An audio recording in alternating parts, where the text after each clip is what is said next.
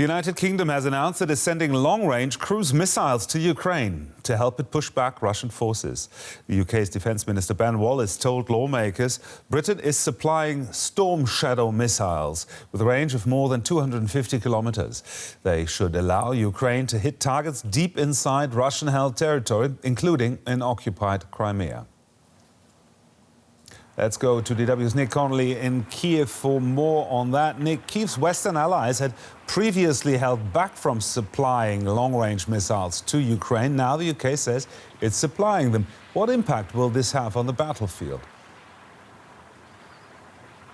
Well, exactly. This has for a long time been on the top of Ukraine's wish list. You'll remember all those negotiations and public calls for the US to send the ATACMS long-range munitions for the HIMARS rocket artillery system. The Americans continually refusing to do that up till now, and seemingly quite happy now that the UK has done that for them, that they can still stay firm in refusing that. I think the major difference is this really allows Ukraine to attack Russia's logistics deep in occupied territory, including in Crimea. Previously, they've only been able to basically hit stuff about 80, maximum 100 kilometers away from their positions.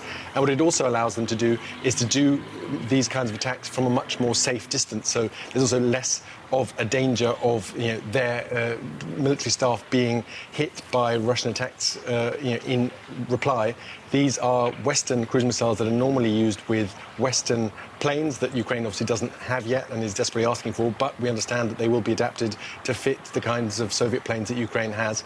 This is really a day of quite some celebration in Ukraine. All the media here is full of infographics about all the new targets that are now in range, even though we don't know how many of these missiles are going to be sent in total and how many have arrived so far. Will Russia view this as an escalation? Well, certainly we've had comment already from Moscow complaining about this, but they would say that, wouldn't they? I think if you take a step back, it is important to say here that we're still far away from parity. Russia is using hypersonic missiles with ranges of thousands of kilometers potentially, and Ukraine is now finally, over a year into this war, getting the capacity to hit targets 250, maybe 300 kilometers away. So it's still far away from being parity between what Ukraine can do and what Russia is already doing day in and day out.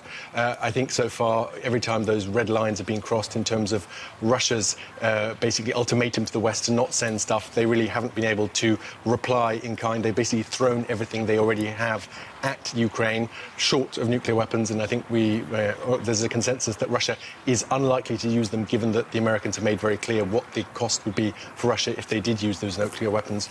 So I think apart from complaining and waving their fingers, the Russians are left in a pretty difficult position with little options in terms of how to reply to this.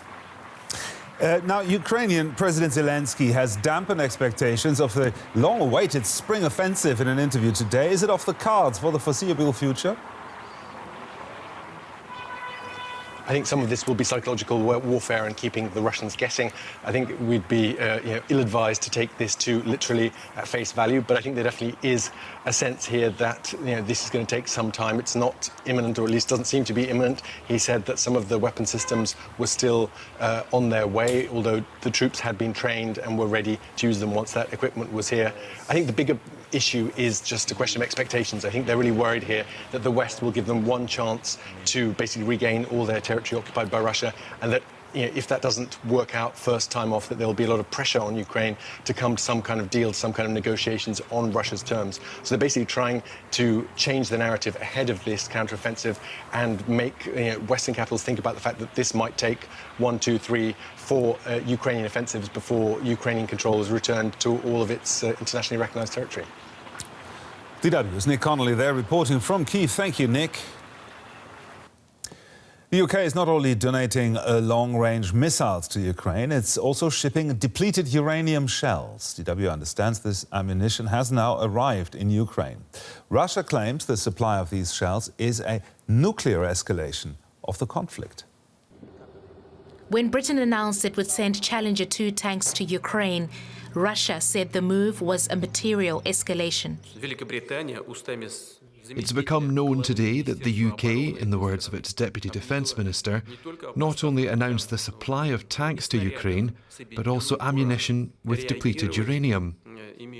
The collective West is starting to use weapons with a nuclear component.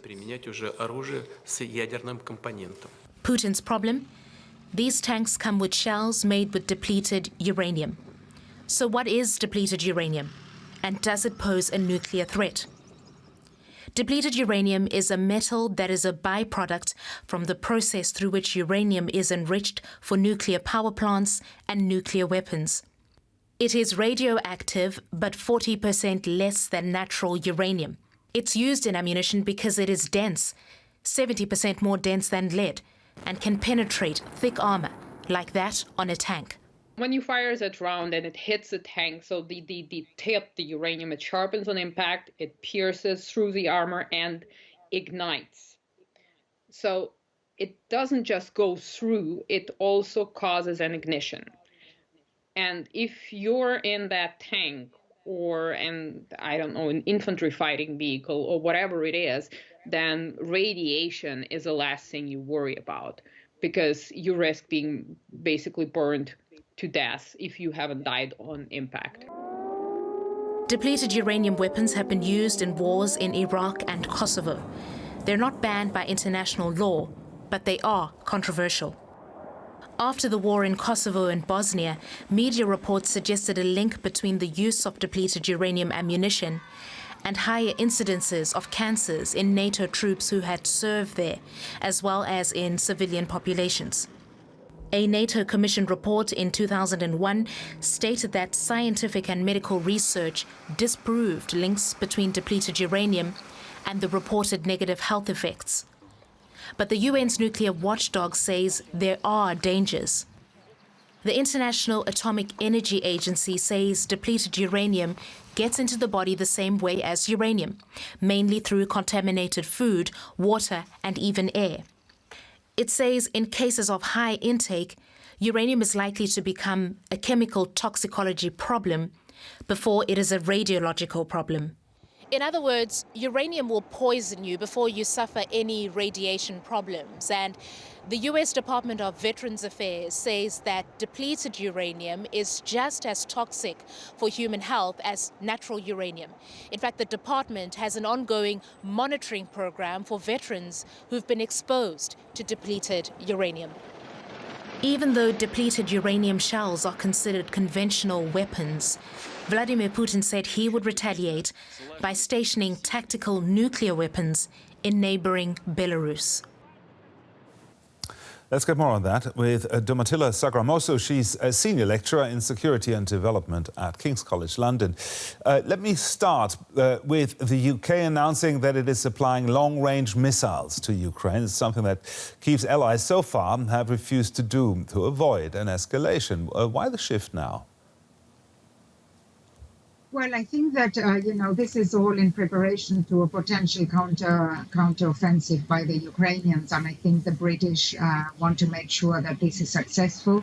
And that is why they are really, providing the kind of weaponry that can really help Ukrainians, hit effectively at, at Russian ammunition depots, logistic support units, potentially command and control. So I think this is really what was, hoped that, Ukraine would get. It's been many, many months. They've been wanting to have sort of longer range missiles that can hit further afield so that they can really address the questions of logistics of Russia and then make it harder for the Russians to operate on the territory of Ukraine, which is occupied by Russia. So I think this is really a relevant and very important, development. Now, we just heard in our report about the supply of depleted uranium shells. And Russia now says it will respond by positioning nuclear weapons in Belarus. Is that justified, and how worrying is that? I don't think it's justified. I mean, this is not a nuclear weapon, as was explained by your previous speaker. This is a weapon that, doesn't produce high levels of radiation. It has a toxicity, but certainly, it doesn't justify, relying on nuclear weapons by Russia. And also Russians have been using these kind of weaponry in the past. I think what worries Russia is that these kind of weapons plus, the longer range cruise missiles, are going to place them in a much weaker position. Because they are quite effective. And I think Russians are quite worried about this counteroffensive We've seen how, many have reacted on social media. There is a bit a sense of defeatism in Russia now that, that Ukraine with NATO support is going to carry out a quite effective counteroffensive. So, the weapon that is left for Russia is always to sort of flag the potential use of nuclear weapons. I think we need to be careful. We need to assess the risks, but I don't think that this in any way justifies it. There've been reports.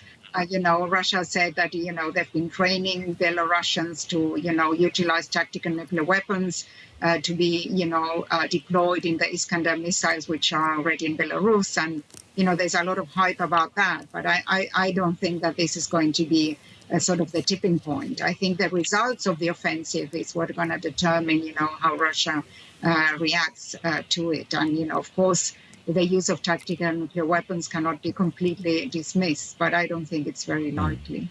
The security analyst Domitila Sagamosa there. Thank you very much. Thank you.